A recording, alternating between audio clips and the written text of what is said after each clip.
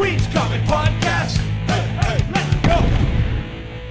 Hey, what's up, folks? It's Billy Bombs from the Queen's Comic Party. I'm here with Ian, and we're gonna go. There's a new episode of Queen's Comic Podcast. We want to go over a bunch of stuff this week, and we've had a lot of fun. But the first thing I gotta do is, Ian, do you know a lot about Tank Girl? Do I know a lot about Tank Girl? Probably more than your mom, but I don't know that I'm an expert. Fair enough. My mom knows nothing of Tank Girl. Mine doesn't. Is this the deadline one for the American? Number 2? I forgot I bought this for like $15, and I never knew why I paid $15 for it. Yeah, Deadline, I think, has the first U.S. appearance of Tank Girl in it, and the first U.S. appearance of Gwar in comics as well, if I remember correctly. We might have that from that collection we picked up from our friends. Because a lot of people know that we know a lot about indie books, so they always reach out to us and be like, we don't know what to do with this. So we're like, we'll take it. But yeah, I saw this and I was like, this has got to be it, because I saw it in my collection while I was digging out books. Yeah, it could be. What'd you get from this week? We did a deep dive into a store who was doing basically their own like dollar books in Queens, and they say they're gonna do it every week, but already they're tired of after the first one. Well, what'd you get already? Do you have it already set up?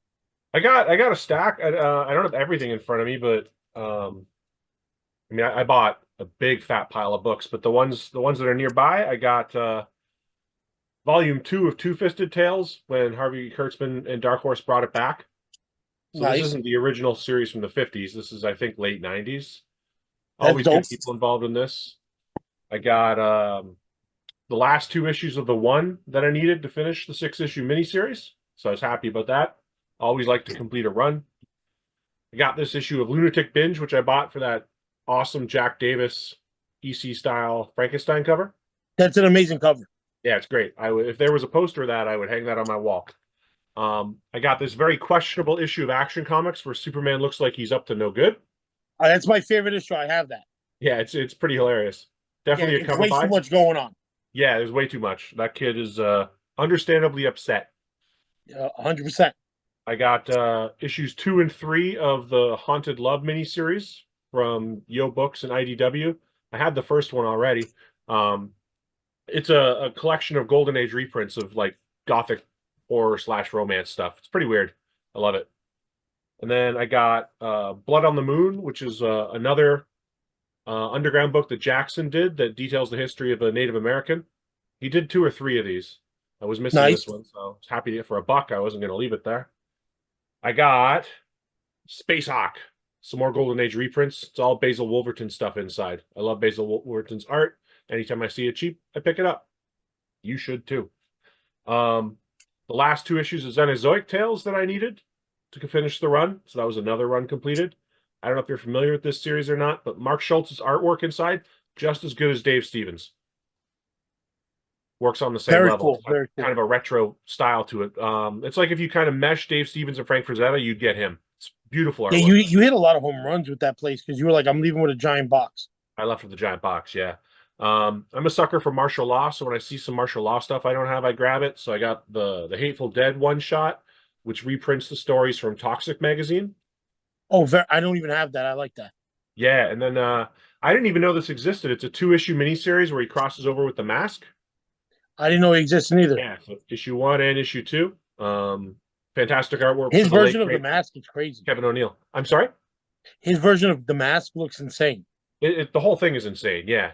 Yeah, crazier than usual for martial law. Not as R-rated as some of the more mature reader titles.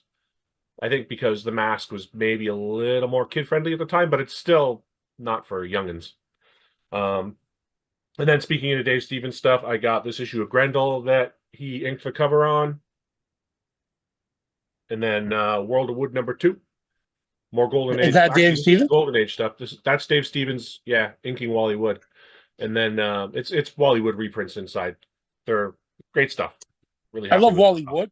My biggest regret is a couple of years ago when some of the comic shops were closing, they were getting rid of a lot of Wally Wood books, but I didn't know his work back then. And they were doing it for like 50, 75% off. Yeah, I just snatched up all of it. Yeah, I felt so dumb, but they were hardcovers. Okay. And it would have gone well with my my room full of trade paperbacks, you know what I mean? You know, like I love trades. Yep. What'd you pick up that day? You weren't there for as long. No, I brought my mom, so we went shopping Yep. together. Give me 1 second. We show up. Oh, I got a big stack. But first, I'm gonna show up what I got at a flea market because I only got a few books. And don't tell me I already lost the flea market books. Oh, crud. So, well, I got 2 Dave Stevens books. I got this one with the pinup of Dolphin. I got 2 copies of this. Cool.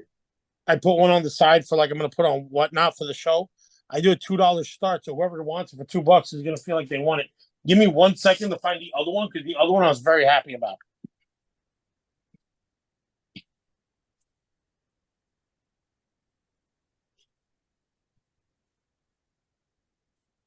You know, I got confused. It was right next to the other Dolphin copy. Okay. I love that This cover. one is so cool. Yeah. Sorry, I had to like walk out for a second. This is number 2. It's beat up, but I just wanted it for me. I got it on the street flea market in Long Island. You know what I mean? Yeah. Yeah. So that was like the oddball pickup, but like that's going in PC back into my PC. But this stuff here is what I got, and it was like a game of me and you. Like, oh, do you have this? Do you have that? Yeah, there was a lot. The whole group was like that. A lot of people throwing books back and forth at each other. Yeah, which is the It's best. a good vibe. This comic book series you got me into called Grips. Yeah, some early Tim Vigil stuff. Yeah, number 1, number 2, and then number 3. So No and number then 4? I found this great Judge Dredd book. Nice. Most of them were all chewed up. The Judge Dredds, which kind of screw me up. But what can you do? That's why they're $1. Yeah, it's $1. Beautiful stories for ugly children. Cool. I'm gonna finish this whole run. It looks like Dark Horse Presents with Mr. Giggles. That might be is that the first appearance of Dr. Giggles? It might be. Yeah, but I'm not too sure because there's also a mini series right after. Right. A concrete issue of Dark Horse Presents. The problem is that when we picked up that collection, a lot of these books were in there, and I was really tight. Yeah. I was like, "Crap, I'm paying twice." I think this is a Ray Lago. Dark Horse Presents, which Okay. is cool because I know the guy. He does. He's a local to New Jersey, and I'll have him sign this. Another Predator cover, Nice. random. This is a Nelson cover. How close are you on that run? I know you've been buying it for a while. To be honest, I'm not as close as you think because I got confused between Dark Horse Presents. But that collection we got recently had a lot of good stuff in it. Yeah. Dark Horse Comics, like number 4. Hold on, sorry. Another one which I love. This is a very big ripoff of World of Warhammer. Mm-hmm. You know, I'm really into Warhammer, but I don't collect that. I collect the action figures. This is my best find in there. The Comic Con Spider-Man on Thin Ice. Cool. You know, then more Dark Horse. And I know I'm like dorking it up. And then here's where I got really happy, which I have to put away, is G.I. Joe number 145. Right. One of those harder to find later issues. Yeah, a signed print from Joe Kelly. Oh, cool. Yeah, for I like steampunk. I like a lot of stuff from these guys. The Dark Horse. The Dark Horse. I mostly did Dark Horse. And then I have another pile of other stuff, Ugly Children. And this is the one that everybody tries to flip thinking it's worth a fortune. It's not. I don't know. Then, over the weekend, you helped me get a couple of books that I thought I can put away a lot of stuff. That's the thing. I picked this up over the weekend when I got the bags and boards. It's already dented up because that's how Midtown Comics rolls. And then a sketch cover of Transformers 5th printing. Right. You got me the regular one, and I got that. And then, sorry, I'm like so like disheveled, folks. But you know how it is. This is how we roll. And then I got a bunch of these comics interviews. Those are always cool. Comics Yes. interviews, Amazing Heroes. I always pick them up when I find them cheap. Yeah, for $1, I couldn't say no. I want to do this run just because I want to. Talking about the animated X-Men cartoon coming out. Oh, that's cool. Good timing on that. Yeah. Grendel, the female Grendel. You have a Swamp Thing one here for you. I have to find myself a new copy of, but Oh, sweet. yeah, this one is Tarzan. This guy has great artwork, but I don't remember him ever getting far. That Dale Keown? No, it's not Dale Keown. No, you're right. I thought it said Edwin. It is Dale Keown. Forget it. He got far. Yeah. Because I saw that artwork, I thought it was somebody named Eddard. I have no idea what this one is, but this is pretty cool. Looks like that's Mike Grell, probably. He did the 3-issue James Yep. Bond series. Yep, or that's what it says Eclipse, here. I think. I think this is Nam. Yeah, looks like it. Yeah, Nam was pretty cool. And then my favorite is always going to be I had Lone that Wolf one. and Cub. Yeah, Yeah, I had that one. love that series. And that's pretty much it. Like, before our time's up, we'll go over some of the stuff we found that's going to Sure. go out in our bins at the next shows that you catch us at. Me and Ian's Bombs Away collection. But did you know? I figured I'd bring this up. Did you know that CGC is sponsoring Free Comic Book Day? No, Yeah, and guess what they're supplying? don't know. Zero effort and doing nothing except instead of paying for all the shipment that everybody's asking them for because it costs a fortune to get Free Comic Book Day delivered, Yeah. they're just giving everybody a CGC copy of one free comic book. For every store, they get one. Okay. We don't know when, but it's coming in the mail. All right. It gets there when it gets there. I do more for sponsoring for Free Comic Book Day in the city of New York than they'll ever do. Yeah, that's wild. Yeah, they're clowns. Sorry, I have to check my notes for a second. I have one other thing. Because it's been a busy couple of oh wait, that was my biggest thing to talk about. Well, we can also go over Sunday's show in Woodside. The Queen's Comic Oh yeah, Party we that did have a happened on- Sunday show. Yeah, Can I the talk day about after the we went Spider-Man dollar book? bin digging, we set up at the show in Woodside. We had a great turnout. Beautiful day. What an army of people came. It was a What lot. an army of people. It I a was lot. shocked at how many people come. Somebody was like where I got that joke of like I do more for New York City. And just one guy was like, "Oh, you just became the face of New York comics." And I was like, "Why is that?" And he goes, "You're in all the commercials." I was like, "Oh, I do the voiceover for everybody." Yeah. Well, But it was fun because you should show off that big pickup you got at the show Oh. on Sunday. I already sold it. No. The one you got at the end of the day. Oh, so I already important put it to us. away, but let me go grab it real quick then. All right. Sorry. Ian, start telling about other stuff. I'll be right back. All right. Well, Billy's off looking for whatever it is he's looking for. I don't want to ruin the surprise. I picked up some oddball horror stuff. I got 2 issues of Taboo, which are in a box over there somewhere, so I'm not going to go get it. I got this awesome copy of Spider Baby Comics #2 with that beautifully gory Steve Bissette cover. Looks very painful. I got the last issue of the Dawn of Reanimator miniseries that I needed, so I finished that run as There's well. a Reanimator series? There's a couple of Reanimators, yeah. You guys And are the cool shitting thing me, about bro. this book, let me open it up. Mhm. One of the interesting things about it is towards the back here, you get a very early ad for Spawn. That is incredible. Yeah. Everybody knows about the Rust issue with that ad in it, but there's a couple of Reanimator comics that were published by Adventure Comics around the same time, same distributor, that also have ads for Spawn in them that are kind of interesting. I picked up one of 2 issues of the original Hellraiser series I need, so I'm down to 1 left that I have to finish, and it's this one which has the Alex Ross art in it. That's his first art he's ever done. From first art for Marvel. I Okay, believe but that the that's Terminator miniseries came before this, I think. Let's double check that because Hellraiser was a big deal, but it also Right. might be the first time he's called Alex Ross. It might be. I think he was Alexander Ross when he did the Terminator one, but I think the And Terminator it one just came signed first. I could be Alexander. wrong. Yeah, but that was like a big pickup for me years ago. Yeah.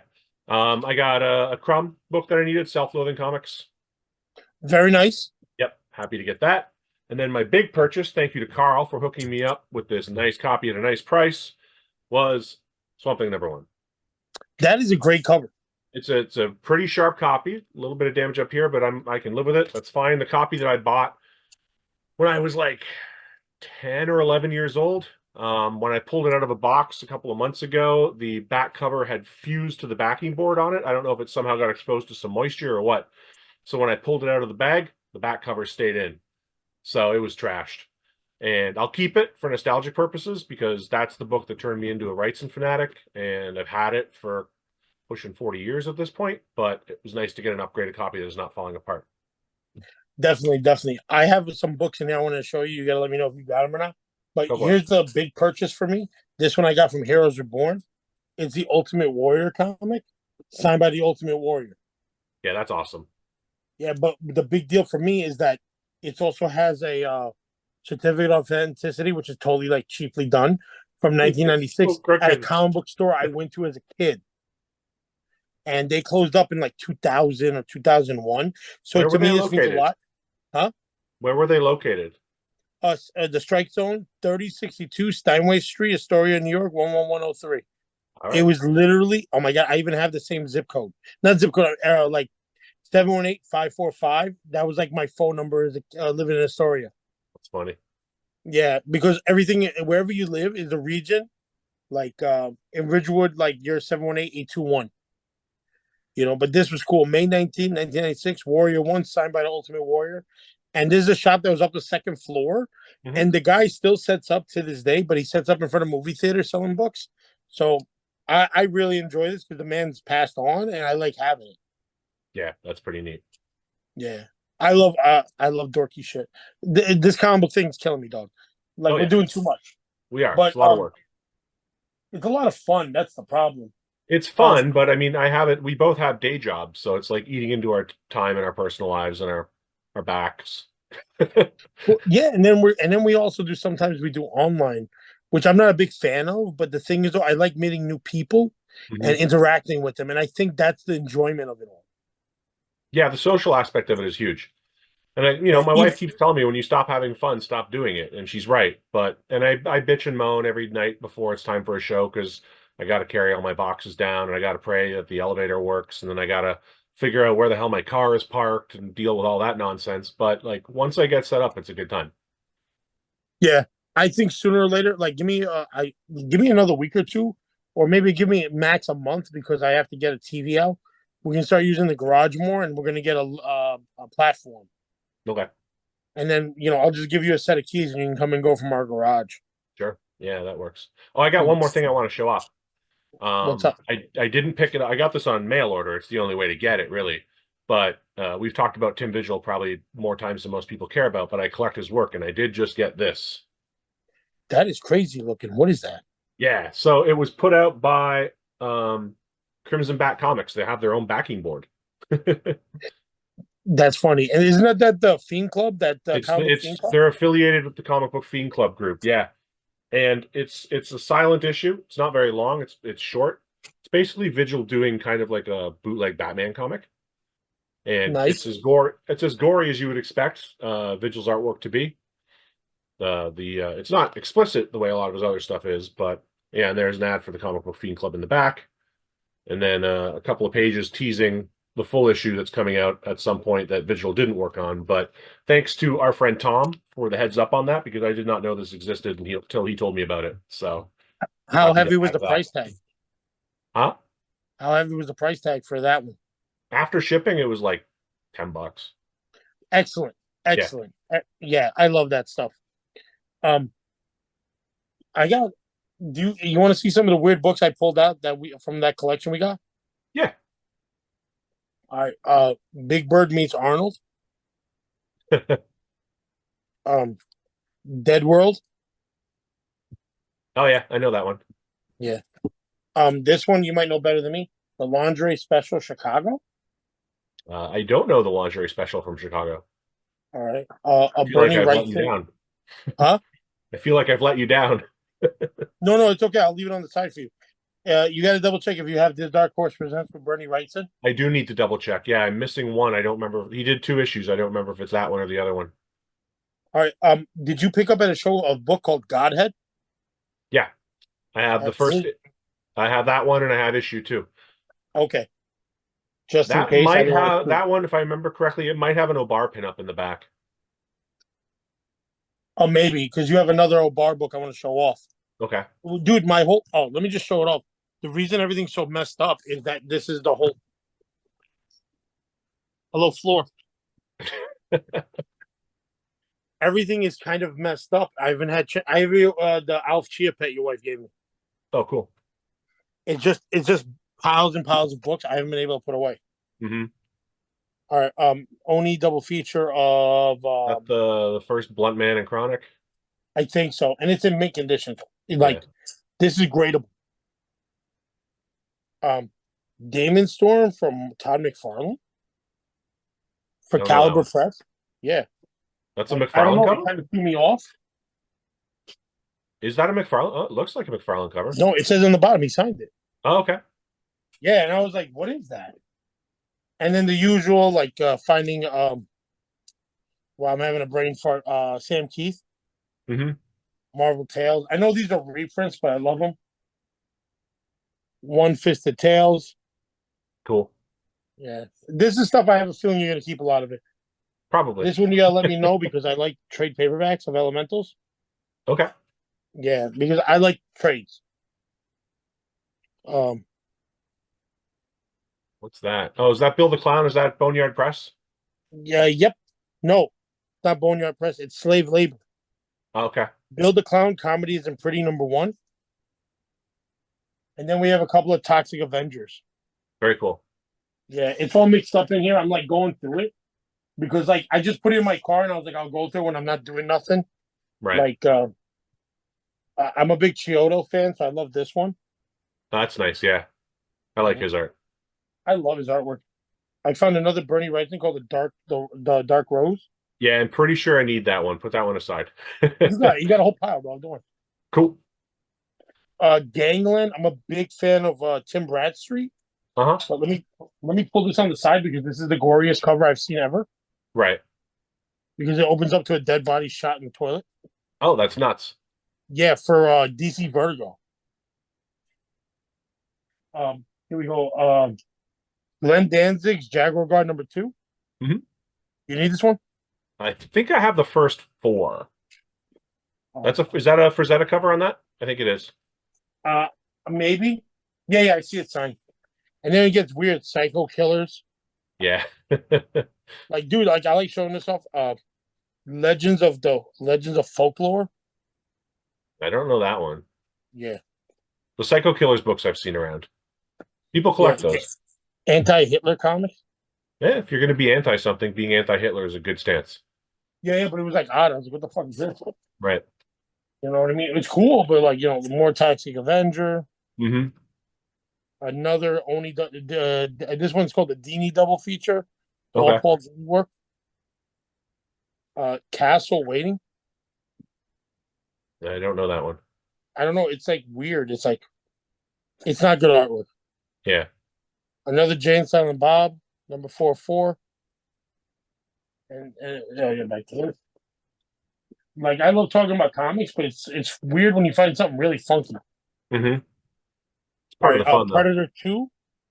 Oh yeah, the movie adaptation. Yeah, but what kills me is this is a better cover than the other one. Yeah.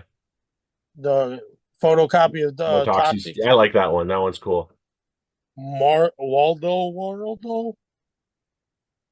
I've seen that around before, but I've never read it. You want it? Let me flip through it. Turok 46. I never knew it went that high. It went past 50, didn't it? I didn't know.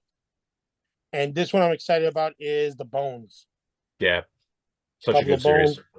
And this one I love too, Sam Keith's Wolverine and Venom. Mm-hmm. And like people like, it's funny, man. Like this is not indie stuff. You know what I mean? Right. When that collection was a weird mix. Very weird mix. Yeah, I love it. Peter Bag with Gilbert Hernandez and I remember that. Yeah. Thumbscrew. I don't know if I'm Thumbscrew. Is that like an Arrows book or something? Yeah. Caliber. Okay. This one looks very familiar. Freaks and More. Yep. Is that Charles Byrne on the cover, or is it just somebody imitating him? No, I think this is Charles Burns. Let me just double check. Not the best condition. This is a 1911 book redone. Yeah, so we'll figure it out. It's not in the best. You can see some water damage, like wavy. Yeah. Weapon X. Elementals, the sex special. There's like 4 or 5 of those. They're strange. Yeah, Rust by Steve Nile. In full color, #2. Right. #1 is the one with the Spawn ad in it. Yeah, something called Gothic Knights. Oh yeah, that's a good one. That's some of Tim Vigil's best work. You got it? I do. All right. Let's see. Problem is, I'm running out of space, dude. Yeah. Okay, I'm a big Van Bode fan. I did not realize I have the first book he ever did, and that was like the first like heavy duty book I ever bought. Oh yeah. I didn't realize it when he told me, "Oh, this is a big book." I was like, "Sure," and then I looked, I was like, "Oh wait, I do know this guy." Yeah. Yeah, and then another Conan. You know, Cool. trade. All right. Give me 1 second. The big find in that box. Slash from Jail Bar. Right. Yeah, that's cool. Yeah, you're not sure if you have this yet, right? I would have to look it up. I think I do, but I want to double check. Or a signed Crypt of Dawn from 1998 by Michael Yeah. Laser. That's awesome. That was like a really good find. Oh, the other stuff I found in the garage since you needed it, I got it from the garage sale. From That's the flea Paul market, Galassi, I think, right? Huh? Paul Galassi Yeah, on that. Galassi, yeah. Yeah. Everybody was writing to me online about it. Oh, that's a great book to find. I was like, cool. This one I found that collection, Night of the Living Dead, Aftermath. Oh, that's cool. Is that one of the Fantico books? Yes. Nice. You need it? I think so. All right. I was gonna grab it, but if you need it, I don't care. Part 4 of A Thing from Another World. I have 1 and 2. I did not know it went up to 4. Yeah, there's 2 different Things from Another World miniseries. I have them both. They're not easy to find. No. I love The Thing. Like another Dark Horse Presents, but this one is Mignola doing H.P. Lovecraft. Yep. Yeah, I know that one. That one's really cool. And then I'm a big Scud fan. So The World of Scud. Oh yeah. Yep. The Disposable Assassin. Yep. Yeah, ever since I saw that as a kid and I loved it. Mike Mignola's Rusty Razor Clan. That's another Dark Horse Presents, right? Mm-hmm. Yeah.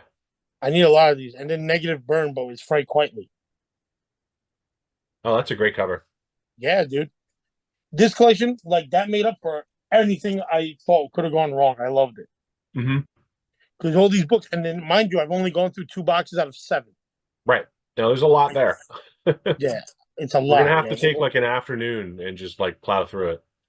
Well, we have to set up tables because we have to clean out the garage. I threw it all in the garage. Okay. I just hope it stops raining. It's far enough from the doors, but it still doesn't change anything. You know what I mean? The weather has been brutal. Right.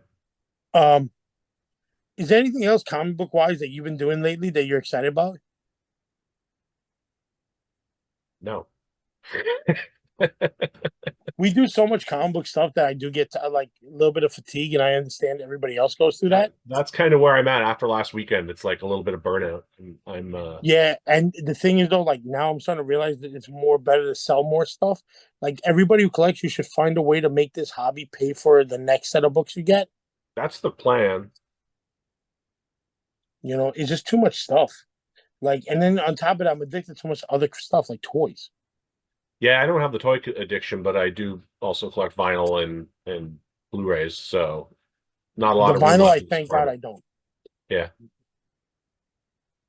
Sorry if you hear like noises. My dog excited to go out. He hasn't been able to go out all day from. He just hasn't had to go to the bathroom. He Okay. only like because when it rains, he doesn't want to go out. Sorry if you hear it in the background. But what else? It's just been good collecting. It's like everybody's doing well. Gotham just did a 100-hour live stream, Yeah, and I it's bought so insane. much stuff off there. And I realized how much good comic books are out there, but just like to pick and choose. Mm-hmm. And I'm very happy that this community is getting better and better. Like, we're all working together trying to like get fans into the stuff. And I'm still waiting to hear from Brooklyn Comic Con for us to do a show there. I feel like a lot of the people who got into it during COVID to try and make a quick buck are gone now, 100%. which is a good 100%. thing. And I mean, there's always going to be the speculation side of things, and I don't personally have a problem with it. I'm guilty of it myself sometimes. I think we all are. Like you said, you got to try and make the hobby pay for itself, right? So if you can make a few bucks here and there, Well, the thing is, though, we no have harm. regular jobs and then we do comics. That's These are guys it. that are just trying to do comics, and they're like, "I made Yeah. 10 grand." You're like, "Good for you, bro." But you Right. have so much invested in it. You're like, "Dude, I would not take that chance." Nope, definitely not. But I feel like, the last like 3 or 4 shows that we've set up at in Woodside, the attendance keeps getting bigger and better.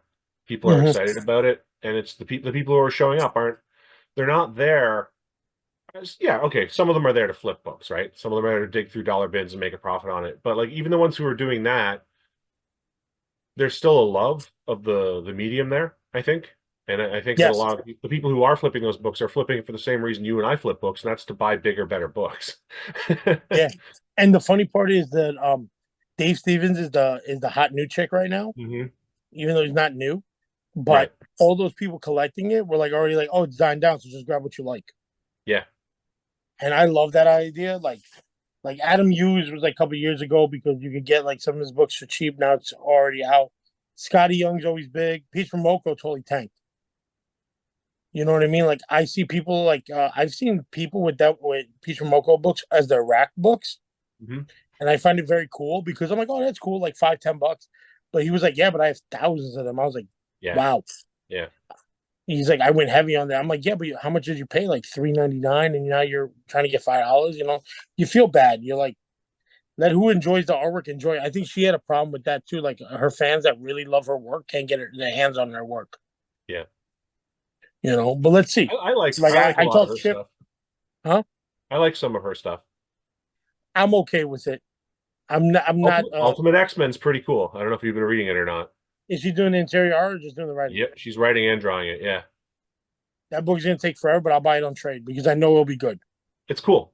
It's cool. It's Yeah. it's not anything to do with regular X-Men continuity. New characters, new situation, new settings.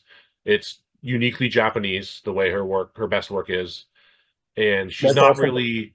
she's not really restrained by like decades and decades and decades of Marvel continuity with this. She can kind of do her own thing because it's Ultimate Universe, right? So it's not in the 616. She can do what she wants with it. And so she's doing it. It's interesting. It's not typical X-Men at all. I'm waiting for like mutants to start fighting, and that hasn't happened yet. Right now, it's like high school girls are kind of figuring out their friendship. But I'm Oh, into okay. it. Let her have fun with it because, to be honest with you, I think that's the Japanese style of more like character development from like Mhm. interaction and then a big fight. Yeah, yeah. There will be a big fight at some point, I'm sure. But did you read any of her X-Men one shots, the Demon Days stuff? Yes, I was actually Those were looking at it right now, the Psylocke one. those were great. I really like those. You could tell she has a good grasp, but like like you need that new flavor, man. Hmm. And I think manga is the only thing that's gonna bring us a lot of new like people into the hobby, and I'm very excited to see who comes in. It Like we already have has. I don't know that someone who reads manga is essentially, especially going to be tuned in immediately to American comics and vice versa. But like, I feel like the base is different, but there's certainly crossover for sure, and that's good because like manga's exploding. Go to Barnes and yes, Noble, look at the size of their manga section. Look at, your local comic shop. How big is the manga section now compared to where it was 10 years ago? It's huge. 100%, 100%. I can't wait to see what people do next. But you know what it is? They're doing something that American comics are not doing. They're reprinting the books for the same price, Yep. and they're not putting them out of print. If No, they when put out, stuff goes out of print, it seems to come back into print fairly quickly. I get that, but I'm talking about even old books. Like Frank Miller should have had a new print run for Daredevil by now. Yeah. You know what I mean? Don't wait for Epic Collections or don't wait for a new 50. Like I have a lot of books that are going to be reprinted soon. Mhm. And I was like, do I buy them? Because I like all the bindings to look the same, but I'm like, no, I'm not going to spend that money. Right. You know what I mean? I Like, no. understand. My OCD gets set off if the bindings and the spines don't look the same. But at the same time, the flip side of that coin, do you want to pay a premium just so that your bookshelf matches? Not really. Yeah, because I can't take these books with me, so I don't want to stress it no more. Right. You know what I mean? I've reached the final stage of like a living situation because I got myself an apartment that I can finally afford. Hmm. But I can't picture like it made me stop to be like, this is the limit. I'm gonna get all this stuff. You know what I mean? Like Right. I love comics, but like read them. People buy stuff and don't read them, and I'm like, you got to slow down a little bit. You got to smell Yep. the roses. Yep. You know. Do you have an indie book of the week? No, I'm not prepared for this at all. Don't worry. Don't worry. I have so many indie books around me that I do have an indie book of the week that I've been looking for. And this one we were like fighting over a little bit, like who needs it more? But possession's 9/10 of the law, so I don't know what to do. And that's Peter Milligan's Skin book. Yeah. No, keep it. I just want to read it. I'll give it back to you. No problem. Hey, wait, that's a good trick. But me and you grew up in the punk and skinhead scene, and this is like kind of wild that I did not know Peter Milligan wrote a book about it. and it's a story by Brendan McCarthy, who's the artist, but just Peter Milligan broke it down for him. Right. It's from 1992. It's a British comic, and dude, the artwork is kind of terrible, but I love it at the same time. Why is he blue? I don't know, but like his arms are short. Like I'm sure it has something to do with the character. I do believe it is like that. Like he's just a skinhead with short arms, and it's very highly painted. And I'm excited by the fact that it's got a really unique look to it. It does, but it feels like differently abled characters. I'm just telling you, like I don't understand British. I know it's the same language as us, but I don't understand bollocks. But I thought this was kind of cool because I've been looking for stuff like this. There's only like 3 or 4 comics that have anything about punk and hardcore in it, and it's all been Peter Milligan or somebody similar to that. Yeah, it's not the first time he's dabbled in that. Yeah, well, maybe it was the first time, but it's not the only time. yeah, but then a lot of like, what do they call that?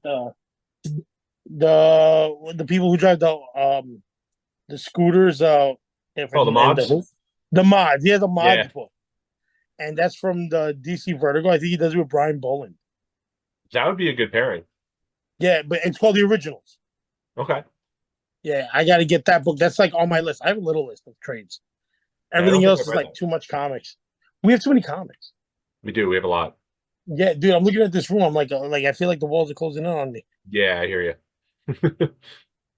But the only cool part is you can look up and think of stuff. The only thing is like I also got into this thing collecting. Holy Mountain is like a t-shirt company, and now they make their own comic book magazine. Oh, that's neat. I like that. Yeah, it's $20 a pop though, and they sell them, and it's like, like interviews and hardcore and metal. There's like nothing affordable for people. It's like 70s van art. Yes, which I love. I miss having a van. Yeah, and then they took the Czarface in this book. You know what I mean? Okay. And a bunch of VHS people and all these. What are they called? It's like a counterculture magazine. Yeah. And then in memoriam of MF Doom. This is pretty old, volume 3. I've had this for a minute. It's 2021. There you go. But I love stuff like that. It's like the funny part is like I don't know if this is something that like a lot of people realize. Hopefully, are like people that you can tell me in the comments. A lot of people are leaving social media completely behind. Like I was talking to a famous tattoo artist. I don't want to name his name because he's such a ham that he'll ask me why I didn't name 50 other things that he's involved in. He has 30,000 followers, but he only has 400 people liking or looking at his videos or anything he does. So it's like I told him people are just tuning out. They're like in Printed Matter. Bix just happened the other day. Brooklyn Independent Comic Show. Yep. But we are running out of time. We got like 30 seconds. Oh, I'm sorry. I thought we had mad time. Bix was great. Independent Comics. Buy a lot of stuff. Man, we talk a lot. There we go. I'm Billy Bombs. I'm Ian. We'll see you at the next show. Bye. Bye. Queens Coming Podcast.